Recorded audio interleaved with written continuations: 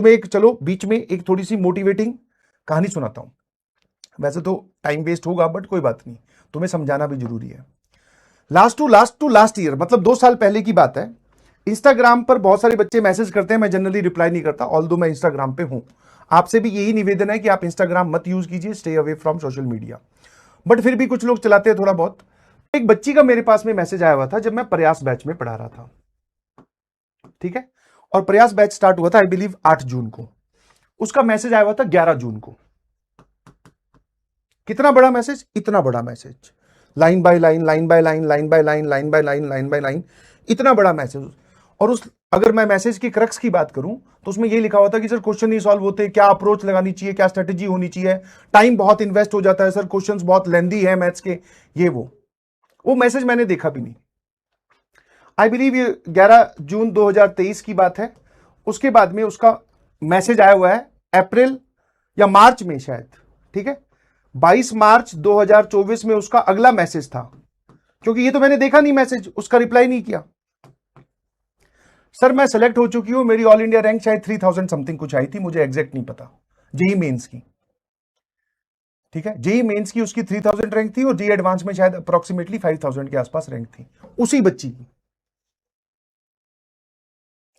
सीधा सीधा करीबन करीबन 1 साल बाद में उसका मैसेज आता है कि सर मैं सेलेक्ट हो चुकी हूं, ये मेरी रैंक है।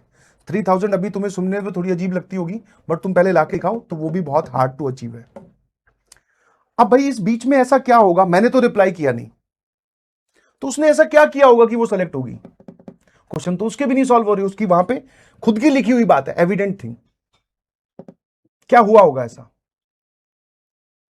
कुछ नहीं सर, एक ही चीज हुई होगी कि वो क्वेश्चन ना सॉल्व होने की वजह से रुकी नहीं होगी, क्योंकि अगर वो इसी दिन रुक जाती तो फिर ये अगला मैसेज कभी नहीं भेज पाती कि मैं सेलेक्ट हो चुकी हूं और ये मेरी ऑल इंडिया रैंक है।